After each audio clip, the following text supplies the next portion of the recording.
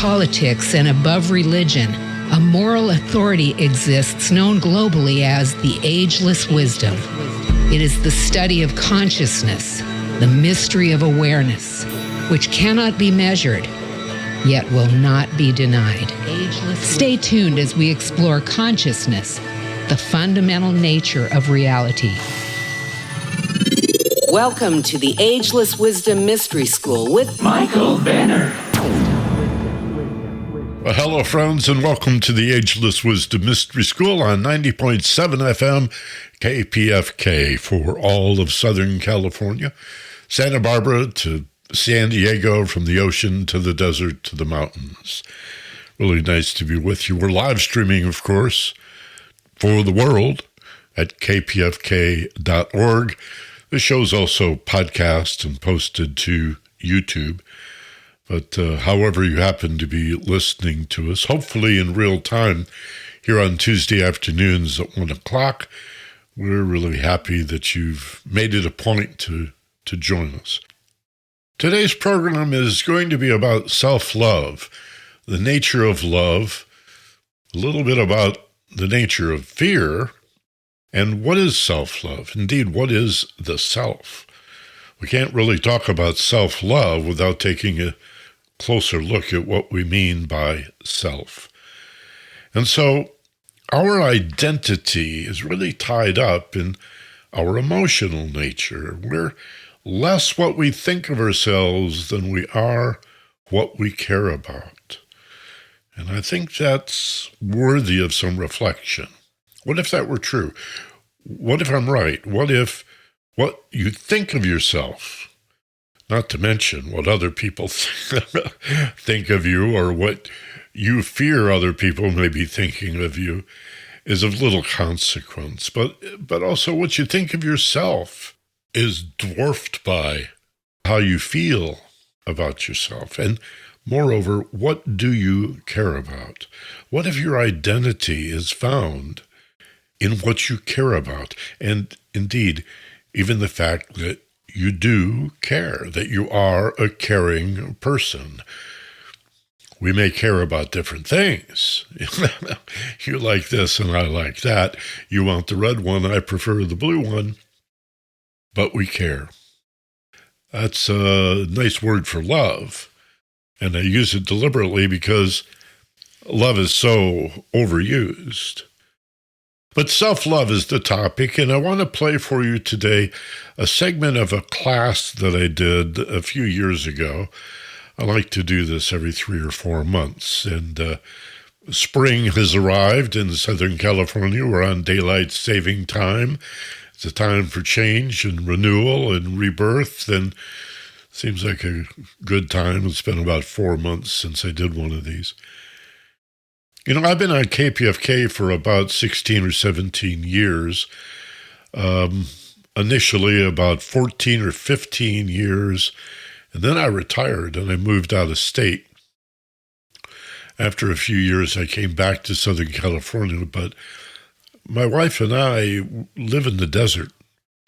And so when I got a call about a year and a half ago to return to KPFK, I said, well, you know, I live a couple hours out of town. I can't drive into the city. And the fellow that was hiring me, the general manager, said, well, COVID is raging. We have very few people in the studio anyway. So if you can do that show from your home, if you have a little studio. I said, yeah, in fact, I do. He said, well, great. We'd like you to do a program called The Ageless Wisdom. The show I did before was Inner Vision.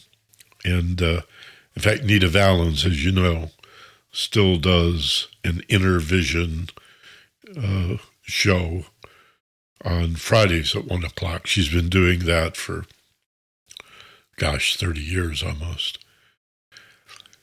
My point is that I don't talk about myself very much on this radio program. I don't talk about classes and public appearances because I'm not doing them anymore. Again, I'm retired and I live out in the desert. There's not that many people out here. And again, we've got COVID and such. But I've got tapes. I've got digital recordings of classes that I did a few years ago in Los Angeles. And so that's what I'm going to share with you today. By the way, I am doing a Zoom class on Sunday morning, live, which I also have not mentioned on the radio. But if you want to know more about that, it's absolutely free. I don't charge anything for it. Free Sunday morning Zoom class. It's afternoon in the mountain time zones, Central and Eastern. It's Sunday evening in Europe and Africa. But if you want to know about it, I have a special email address you can use. And if you just write to me at awmysteryschool@gmail.com, AW for Ageless Wisdom, awmysteryschool@gmail.com, and say, put me on the newsletter for that special Zoom class that I heard about called The Wisdom of the Soul. It's a non-religious approach to personal and transpersonal or spiritual development. And if you want to join us on that, just shoot me the email and I'll get back to you on that. But today, this is a recording that goes back probably 10 or 12 years. So you'll hear some references to, I think, the Bush administration, some references to invading Iraq that may sound a little bit dated, but the rest of the information, of course, is evergreen. And I think you're going to like it a lot. It's one of my favorite lectures. And we'll take a short break here and then come back with two segments, about 25 minutes each. And that'll take us to the top of the hour. And I hope you enjoy it. So settle in and relax. Self-love, self-identity, our topic on today's Ageless Wisdom program here on KPFK. We'll return right after this short break. This is Michael Benner. You're listening to the Ageless Wisdom on 90.7 FM, KPFK in Los Angeles.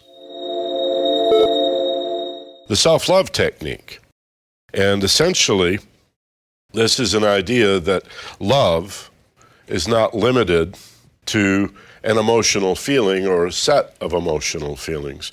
We have spoken, and will again today, about love as a way of describing all positive feelings and using fear as a term to describe all negative feelings. And today at the top, we're going to talk about transmutation, which is the way we turn fear into love, the way you take everything that hurts and transmute it or uplift it into a feeling that you want to remain. I saw a greeting card the other day that said simply, happiness is the feeling you have when you don't want it to end. And happiness, of course, is a quality of love. So we'll be talking about that and about transmutation. But the self-love technique, you'll recall, those of you who were here, most of you were, is a technique where you meet and greet in an alpha brainwave level, a place of perfect peace, a meditative, altered state. Yourself as a child of 3 or 4 years old, and you remember, rediscover on a very powerful and deep level, joy. Now, joy I will describe simply as happiness for no reason. Joy is something that all children have, though not all the time. You know, kids can get tummy aches and have gas and be hungry and, just like me, cry and wail if they're not fed or if they have some sort of problem. But though prone to their temper tantrums like the rest of us, children do know joy. And many of us have lost touch with the joy in our lives and believe instead that there has to be a reason in your life for you to be happy. And so joy is happiness for no reason. Happiness, it could be argued, is even an unreasonable situation or experience. And so we'll do more today to distinguish between reason as a quality of thought and feelings, which can be, as I'm sure you've noticed in your life, very unreasonable. So when somebody says you shouldn't feel that way, or, oh, don't feel that way, it's like, well, you know, if feelings had reasons behind them, they'd be thoughts. Feelings by their very nature are unreasonable. Or you may like words like irrational, because sometimes they are. When love is capitalized, we're talking about a higher heart. We're talking about what, and I think religion touches on this, but it's more likely to be found in metaphysics and mysticism, love as consciousness. Love capitalized as absolute fearlessness. Love as consciousness, love as fearlessness. For those of you who've been raised in Christian traditions, you may know that in John it says quite simply, God is love. It doesn't say God loves you. You go to church, they'll tell you that God loves you. But what John said was God is love. Well, now that's a very different thing, isn't it? It begs the question that was asked last week, what do you mean by God as the all that is, or the totality, or the oneness of things? When most of us, because of our upbringing, deal with the religious concept of that absolute, that creative, divine, supreme force or intelligence that is so often pictured the way Michelangelo pictured it, as an old white guy on a cloud, reaching out from some separate and remote place to touch man. Now that's an allegory. It's just an allegory. And yet, here we are in a space age with Hubble telescopes that can see to the edge of the universe and rocket ships that can go to the moon and other planets. And if God was a man on a cloud, we'd see some evidence of that. So we need better metaphors. We need better allegories. And I'm not going to go into a long discussion of it now, other than to say that traditionally to visualize God or the Supreme Creator as a being is idolatry. It really is idolatry. Thou shalt have no false gods before me. So, before you. So if you go into a Jewish temple, you won't see stained glass windows or frescoes or tapestries or statues or icons of any kind. If you go into a Muslim mosque in the same way, you will not see any of these representations. In the Catholic and Protestant phase, we love that stuff.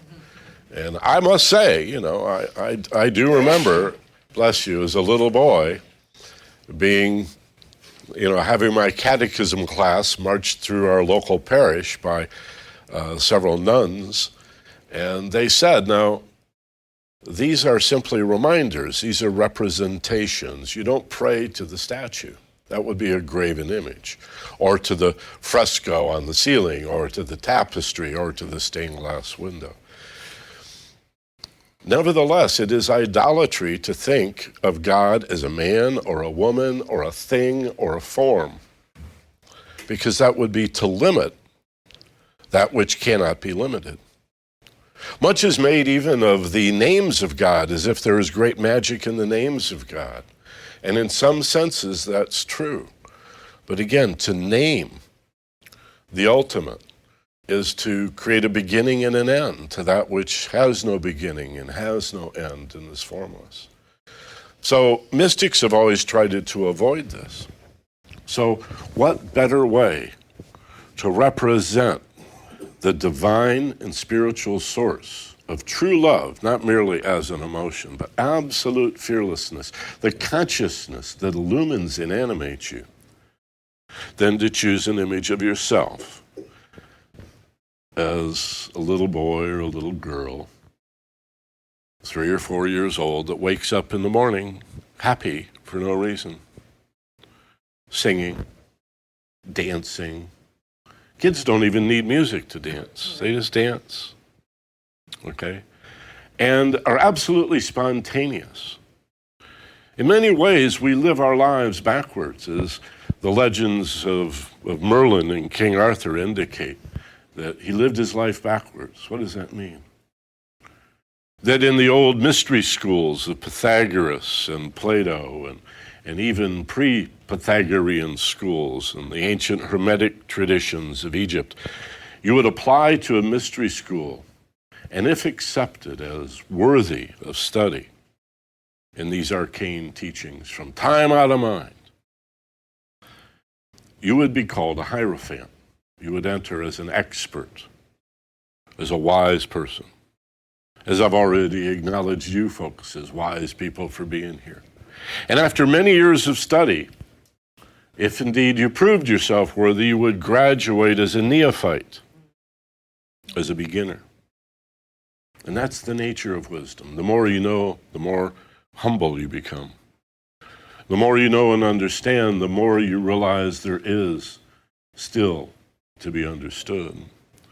And so what an irony, or how perfect, to see the wisdom of children, that they in many ways are more highly evolved than they will be at any other time in their life. More free, more spontaneous, more joyful, kinder and more loving until they get trained. By mom and dad, by siblings, by your neighbors, and then they go to school. And now we're really on a downward slope, because now your children and each of us have been judged. We were judged. We were criticized. We were mocked for the most ridiculous things, what we happened to wear, or whether there was a gap in our front teeth, or whether we had red hair and freckles, or whatever it happened to be. The cruelty that children are trained, that they learn.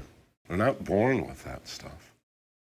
Right on up to prisons full of violent people, and a fear-based society that elects violent people to protect us from violent people, as if using fear to fight fear and violence to defeat violence and terror to oppose terror would make any sense to anybody. And yet we still have 1 in 3 Americans, 1 in 3 of our neighbors, who thinks you're doing a good job, Brownie. We need more terror, more fear, and more hatred. Because our fear, our terror, and our violence is good fear. We're the good pirates. It's the other guys that are the bad.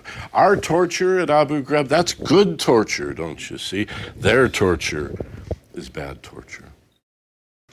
And that's what happens to the spontaneous love and the peace and the joy that we're born with. So suffice to say, that technique we did 2 weeks ago, that self-love technique, is one that I hope you practice for the rest of your lives as a wonderful way to take responsibility for love.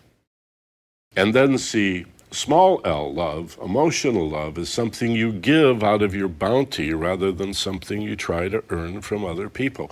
Most of us live our life backwards, trying to perform for other people. People pleasing is not a bad thing until it becomes destructive.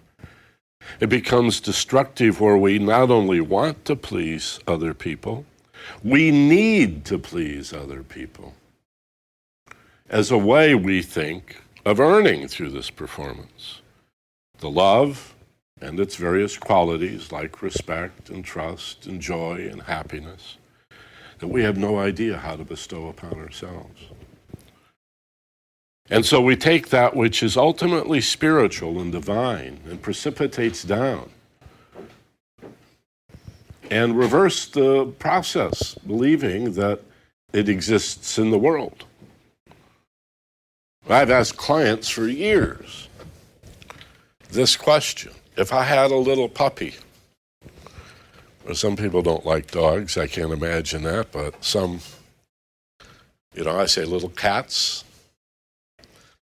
and I give you this little puppy or this little kitten, and the kitten curls up in your lap and purrs,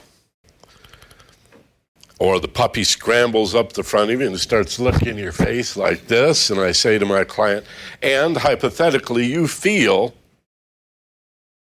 this wonderful rush of love, this joyous warmth coming into you and through you, where does it come from? And you know, half of my clients say the puppy.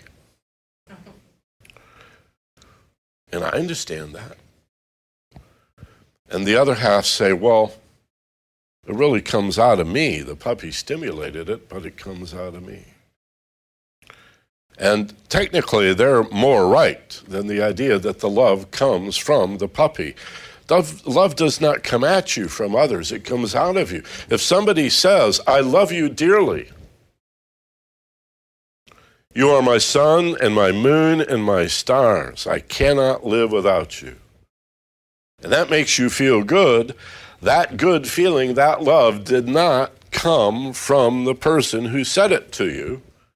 Those kind words are a stimulus that evoke from you your love. This is probably the most important concept in this whole training.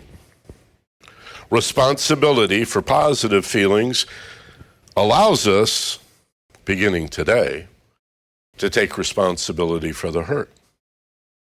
Well, yeah, but Michael, they made me angry. This person over here made me jealous. I had to do it. It's like the guy I told you about. They called my show years ago and said, Michael, I don't know what to do. People make me get into fights. It's not my fault. I don't want to fight anybody, but how do they do that? Well, they insult me and say mean things to me. And I say, but you throw the first punch? Yeah, well, they made me do it. See? Like Saddam Hussein made us invade Iraq. See? It's just absurd. And so this is a wonderful technique, and I want to remind you to see it as that, as a tool, as part of a skill set that I'm offering you. And as we've laid in the first two classes of the 6 we're doing here, a real good foundation in emotional intelligence, I want to begin to give you more practical tools and techniques so that when you're sad or depressed or angry or hurt or confused or lonely and alienated, and we all go through all of those feelings, you'll have something to do. You'll understand transmutation. And you'll understand how the concept of transmutation has been misunderstood and oversimplified as so many arcane concepts by religion. Because this is salvation. This is redemption. This is resurrection. This is saving. But it's also lead to gold. It's also metamorphosis, you see. It's also the way we can, through understanding, lift everything that hurts from fear to love. Transmutation. It's not just something that happens at the end of your one pathetic life. It's something we can consciously do with every problem and every heartache. Lift it up. That's what we're here to do, to bring light to the darkness, to bring understanding to the ignorant. And if that sounds like a social or a political agenda, well, it should be, and it could be, and one day it will be. But not until, first of all, it's a personal agenda for some significant number of us to reform ourselves. You know, most of you are KPFK listeners. That's probably how you know about this class and my radio show. And on KPFK, we hear lots of programming about the need for political change, for social change, for economic change, for peace and justice in all of these areas.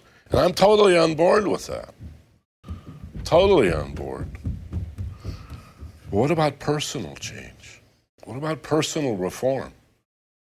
Isn't it possible that political, social, and economic reform reform in any collective sense has to be a function of wanting to change ourselves, to reform ourselves first, and then take that to the world. Maybe a lot of us are living our lives backwards.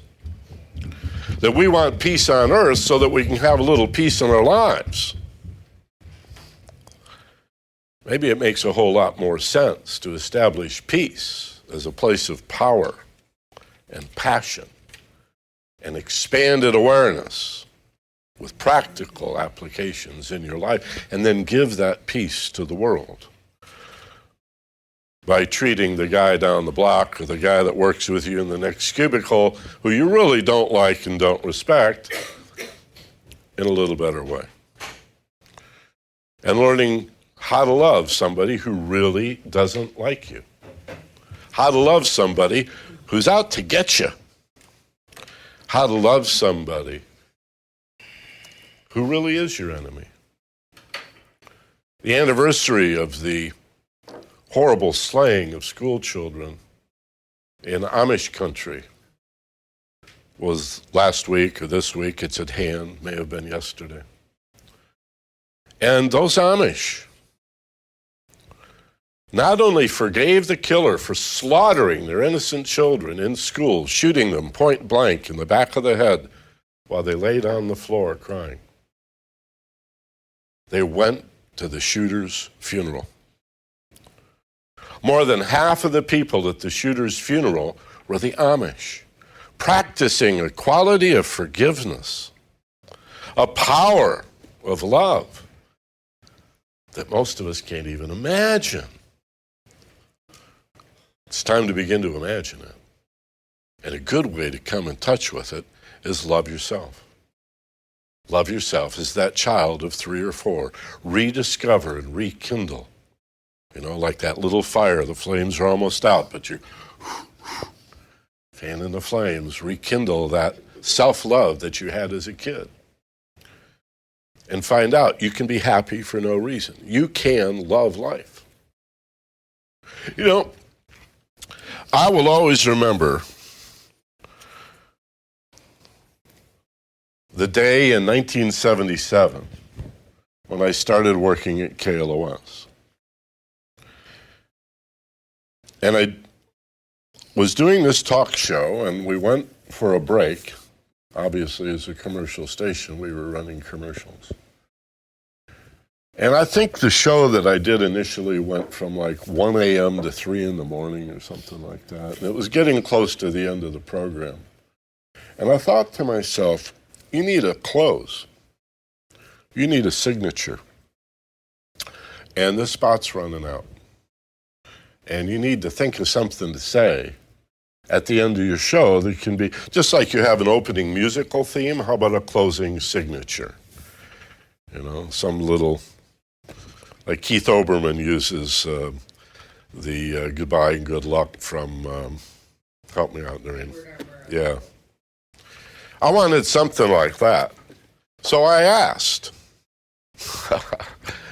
you know, I could say I asked myself, I could say I asked my higher self, I could say I asked my guardians, I asked my angels, I asked my overshadowing soul, I asked Jesus, I asked Buddha. I have no idea who I asked, and I really don't know who answered. But it felt good, and it came like that. And you all know it, you've heard me say it a million times. Be gentle, love life, and take care of each other. It was 1977. I'm still stunned by the meaning of that phrase and what it means to me, what it continues to mean to me as the meaning continues to unfold for me. That didn't come from me, that came through me like love itself. Do you understand? If I turn on the boombox and play a CD, as we did last week, the music came from the boombox. If I switch it to the radio and we listen to the radio for a while, I don't know why we would, there's not much on it other than KPFK and a little NPR. It's pretty bad. But if I did, well, you know, we would be accurate in saying, well, the music or the sound is still coming from the boombox, but wouldn't it be more accurate in that case to say, well, but technically it's coming through the boombox? Music from the CD came from the boombox, the radio. Well, it really came through the boombox from someplace else. So love does not come at you. The stimulus that makes you feel love comes at you. And to say love comes from you is not wrong, but just incomplete. The language is it comes through you. But there's a rejoinder when you're fearless, when you're not afraid. Because that's the only thing that can block love, is fear. And how ironic that so many of us love our fear, hold on to it as if fear is the way we feel safe. This is a conundrum. And you really have to begin to look at, why do I, and maybe you don't, but maybe you have. And maybe from time to time you still do, and maybe you see others who really feel safer when they're afraid, but too afraid to feel safe. Don't take my fear away, Michael. Don't take it away. Don't make me fearless. Why? That would be too scary. Well, then how are you going to feel safe? To be afraid, always looking out, always expecting the worst. A little paranoia doesn't mean they aren't really out to get you. That's a good thing. Be a little paranoid, be a little frightened, be on your guard. You know, it's a cruel world out there. Not really. I remember a buddy of mine wanted me to take him backpacking. This was years and years ago. And finally I said, all right, let's go backpacking. He said, but I don't have any of the gear. I said, worry not. I'll get you a sleeping bag. I'll get you a backpack and a canteen. And I'll take care of the stove and the food. And I've learned you don't delegate food responsibilities to others. And I said, I'll take care of all of that. You just show up Saturday morning. We'll go backpacking up in the Ageless Crust Forest for 2 or 3 days. So he shows up, and I've got all the gear laid out, going through the checklist, ka-ching, ka-ching, on the floor of the garage. It's all laid out. And Danny looks around, and he goes, well, where are the guns? It's a true story. True story. I said, what do you mean, where are the guns? He said, well, like for protection. I mean, aren't there bears up there? I said, well, yeah, you know, Yogi and his buddies are up there looking for cookies. And yeah, there's bears up there. Well, aren't there mountain lions up there? Cougars? I said, well, yeah, you know. Aren't there wild boar up there? Yeah. And I said, and some skunks and some rattlesnakes too. And he goes, they didn't think about the snakes. He's like, how's he going to hit a snake with a gun? You know, so it occurred to me, you know, it like popped into my head. And I spontaneously, even though I'd never thought this thought quite so clearly before, it just came out of me. I said, Dan, it's important to understand the behavior of these animals and to be aware that they do exist and they are out there, and we're going into their neighborhood. And yeah, you don't leave your toothpaste uncapped. A bear will eat anything, you know. And yeah, we'll bear bag our food and put it up in the tree. And we need to understand, you know, the behavior of these animals and basically respect the animal. But you will be safer, as this is dawning on me, as I'm saying it, you will be safer surrounded by bears, lions, and rattlesnakes than walking down Brand Boulevard in Glendale or the Sunset Strip in Los Angeles. Because man is by far the most dangerous animal. And it broke my heart to hear myself explain that to him. But sadly, it's true. And I'm going to argue that the reason it's true is that we haven't evolved yet. En masse. There have always been women and men among us who understood what love really is. And that's what we are. That's who we are. Emanations of perfect love. In form with a filter, in a sense, made out of our fear and our ignorance. And because we don't understand love, we think it's an emotion, that what really fulfills us is some emotion that comes from other people. And if there's nobody to love you, then get a dog or a cat, and they'll love you. That's your love. I don't care how much you love that animal. That is your love. How could you feel somebody else's feelings? You can empathize. You could have some sort of rapport or even a psychic experience. But you are the receiver of that feeling. That is you. That's your love. That's your capacity to feel. And I want you to think of love in this way, as represented by yourself as a child. You've always heard it said, I'm sure as I have, that if you cut down a big tree, you can tell its age by the rings.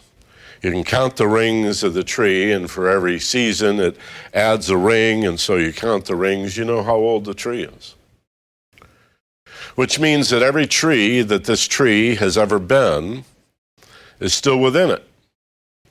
Right down to the tiny pencil-thin sapling at the center of the great tree. That little sapling is still in there. And so everyone you have ever been is still within you. When a birthday comes along, you don't lose some part of yourself to gain a year. You just wax like a candle. You add a ring like a tree. And some of us grow bigger like the tree. But everybody we've ever been is still in here. That little girl, that little boy is always in us. And sometimes they hurt and they cry out and they want help and they want your attention. And those are days when we wonder why we feel so sad or so depressed or so alienated. And you look around in your life and you say, things aren't that bad, but I feel this feeling. See? Well, you could call that a memory.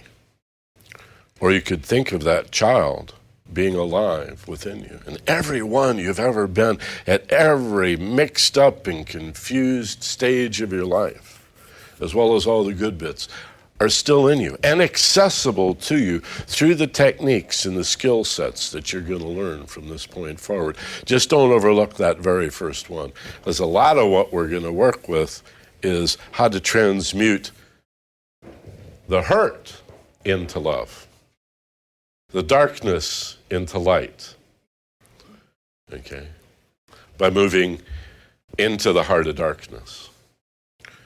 So before we can work with taking responsibility for everything that hurts, we have to take responsibility for all the love and happiness and joy that's available to us. So let that be technique number one.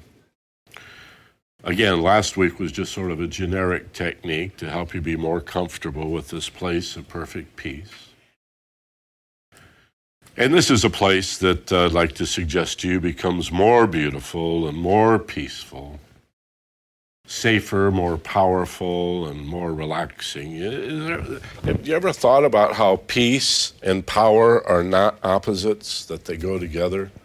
That there is a peaceful power and a powerful peace? In fact, what could be more powerful than love? For love is the only power that builds and transmutes and refines and heals.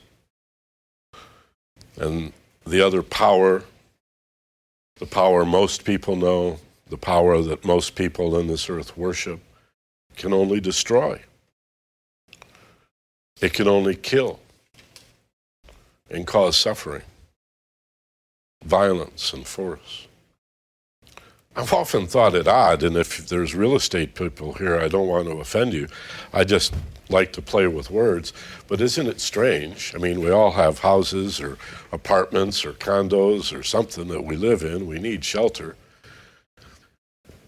But isn't it odd that we cut down living things and build dead things and call it development? Real estate development. You look at a beautiful, take a realtor or a manager or a capitalist to a beautiful forest, and they say, yeah, ready for development. The idea that it's already developed doesn't occur to them because it's just full of these pesky living things. All this green stuff, I guess if you like all this green stuff. No, I'm talking about a mini mall and a couple of gas stations. Let's improve this place. See? We have to find a balance, and love is the way. There is no way to love. Love is the way. Love is the path.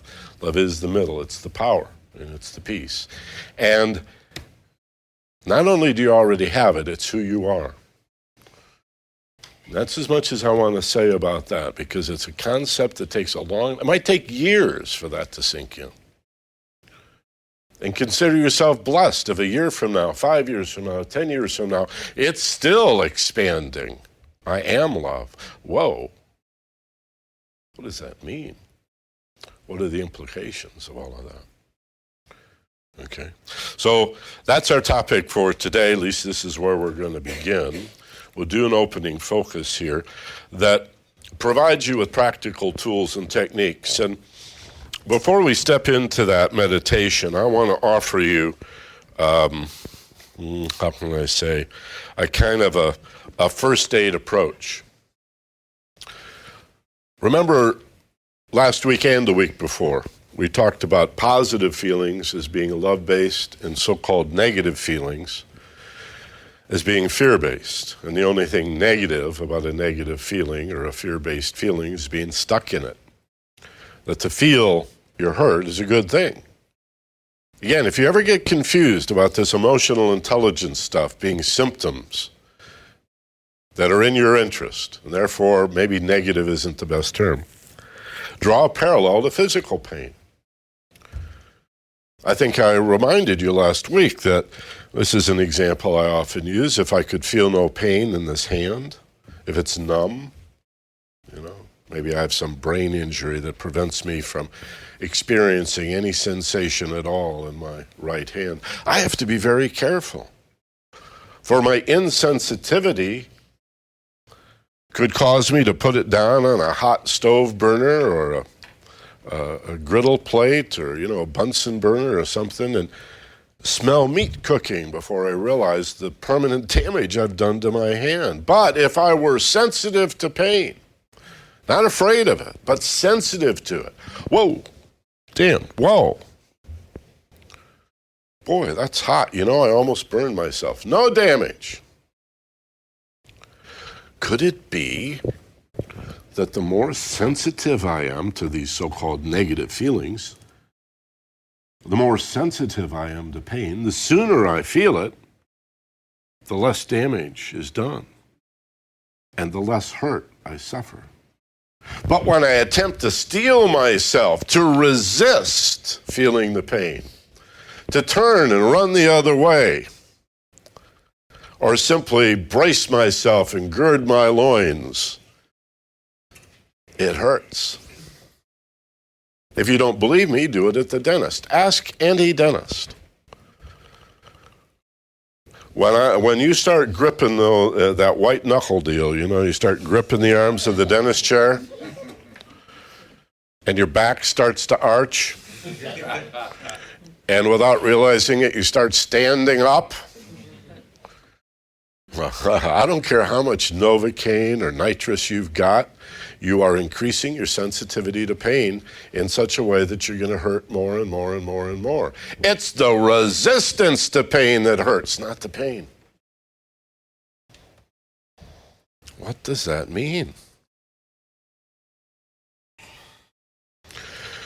And on the other hand, if you relax before the dentist works, and even more importantly, if your response to any discomfort or pain is not to tighten further, but to surrender, to let go, to maybe even die to the pain, we'll find out what that means today, you can transcend it. No pain. We call it hypnoanesthesia. I haven't had shots in Novocaine in 30 years. People say, wow, so you use those techniques to tolerate all that? No, I don't tolerate anything.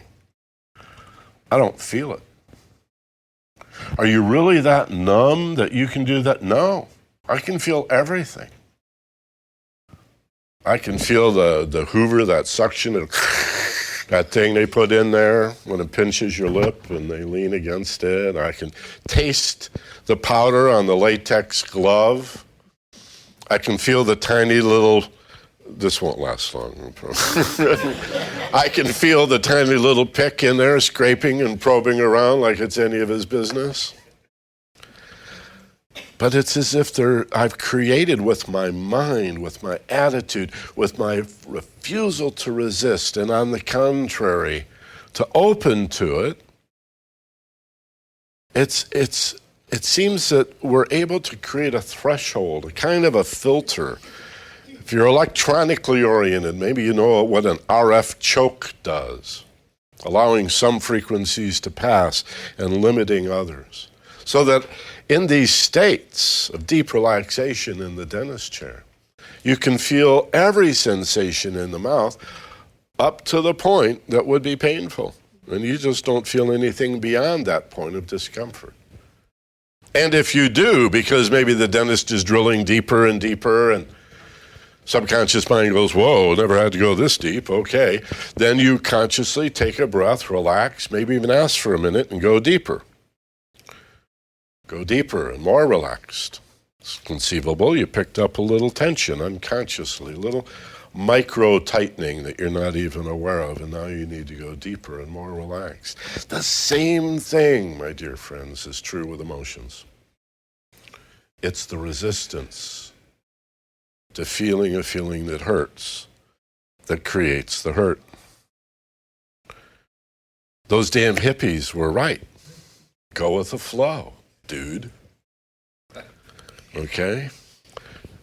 Actually, it's Taoism, isn't it? Go with the flow. You know, the wonderful Taoist example of the water in the stream coming to the rock. And if the water were a human, it would beat up the rock, it would kick the rock, it would threaten the rock, it would smash the rock. Not the Iraq, the rock in the... Life's so ironic, isn't it? No, the water just says, cool, hey, rock, and it splits and goes around the rock and then heals itself on the other side and moves on as if nothing happened. The Tao, the flow, the way. It's a beautiful concept. And we can learn to do that. Change our lives from fighting and scraping, crawling, clawing our way through a minefield of pain and suffering. And instead embrace your problems and embrace your heartaches and waltz them across the dance floor. And they change. You heal your hurt. Emotionally, physically too. But this is a class on emotional intelligence and emotional identity, in that you then become the healer. Not the victim. Not the sympathy seeker. Oh, you had to go to the dentist. Oh, I'm so sorry. Tell me your horrible story. Oh, it really hurt. And then these appeals for sympathy. You'd have to give that up. If you said, well, actually, I took a deep breath and relaxed and the pain went away. And there was one point where it started getting a little more severe, but I took another deep breath and relaxed even further and again released the pain and discomfort. No sympathy. Guess you'd have to talk about something positive and productive and life-affirming instead of what passes for small talk with most of our friends, the pity party. So, what do we do when we hurt? Especially when you're not in a situation to meditate. You know, you're on the bus, you're in a city park, you're at work. You can't close your eyes. It's not safe to close your eyes. Not that somebody's going to steal your bag or lift your wallet or sneak up behind you. They're more likely to come and see if you're dead. Are you okay? Something wrong with you? Sitting here with your eyes closed? What's the matter with you? Imagine. So there are many situations where we can't do the kind of techniques that I'm featuring. And you need a simpler stopgap, a first aid approach. And it's so simple and so easy, and some of you know exactly what I'm going to say. The secret, really, breath.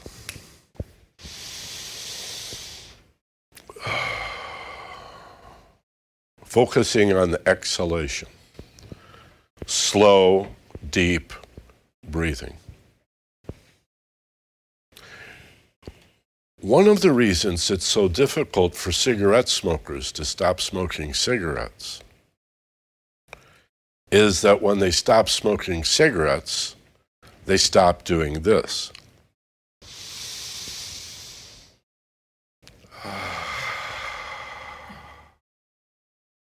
That rush ain't coming from the cigarette.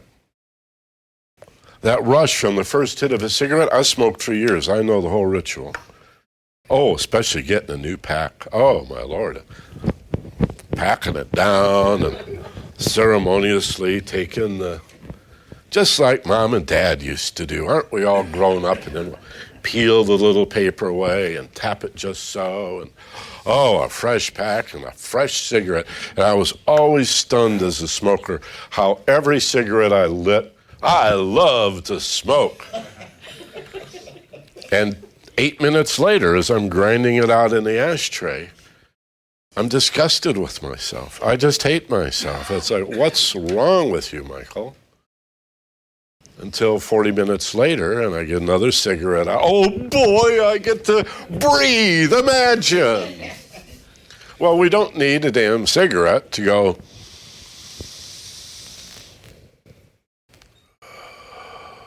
slowly. Now, for many of us, it's hard to take more than 4 seconds to inhale or more than 4 seconds to exhale.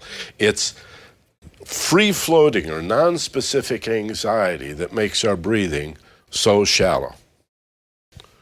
And the more stressed we are, the more apprehensive, the more frightened, the more fearful, the shallower our breathing becomes. Okay. And so the very first thing, and if it's the only thing you can do to manage stress, anxiety, apprehension, the F word, can we use it? Fear, that dirty, dirty word that's so frightening, is to breathe and see if you can get from 4 seconds to 6 seconds, maybe even to 8 long seconds on an inhale. Pause for just a beat at the top, and then exhale just as slowly. Remembering at the completion of the exhalation to go beyond where you'd normally stop, because you leave about 25% in the lungs. That needs to go too. And it'll feel like that's really hard to take 17 or 18 seconds for one slow inhalation and exhalation. My body thinks it's going to suffocate. It wants to breathe faster. No, it's the nature of fear. All right? A fear that you have to breathe faster or you're going to die. Because after all, the subconscious mind, the brain,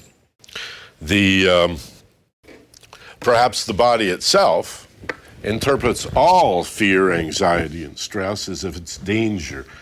So it's trying to put you into that fight or flight response. So having said this much, I'd like to introduce the idea of meditation and self-hypnosis and all of the altered states work as essentially three separate affirmations, positive statements or actions that you take. This is an approach to meditation that I think is eminently reasonable and creates a whole new context, even for those of you perhaps who've meditated for some time. You see, the slow, deep breath, which is the way we always begin meditation, many meditations are nothing but conscious breathing. Okay?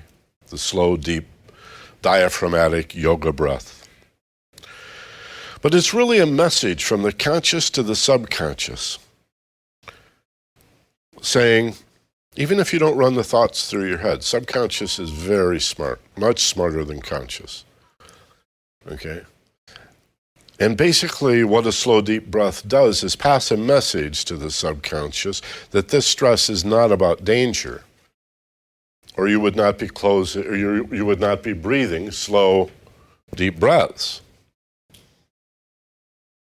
If this anxiety, this fear, this stress, this apprehension was coming from some danger, real or imagined, our eyes would be open and our pupils dilated. Right? So just closing your eyes and breathing, well, I've jumped ahead now. Closing your eyes would be a second message. First, a breath, focusing especially on the exhalation. Closing your eyes, a second message. Yeah, I know, you're saying to your subconscious, that this stress and this anxiety that may even be non-specific, just free-floating anxiety from the life I live, the life I lead, may look like danger, but it's not. See my breathing? The sigh of relief. Slow breathing. And then you close your eyes, step 2. A second message to the subconscious that, yeah, this stress, this apprehension, this anxiety, this muscular tension, I understand could be perceived quite easily as evidence that I'm facing some sort of danger.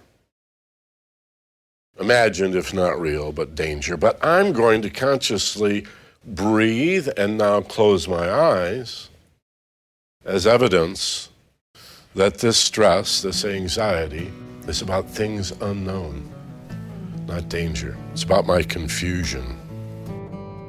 All fear is about what you don't know. And so that pretty much wraps it up. That's all the time we have for today for the Ageless Wisdom Mystery School. Thanks for tuning in. Join us next week. We'll have a guest again. Stay tuned for the Carrie Harrison Show. Remember, the homepage for this program is thjnk.com. The THE is part of it, thjnk.com. More about me at michaelbenner.com. And as always, be gentle, love life, and take care of each other. From Los Angeles, this is Michael Benner on KPFK.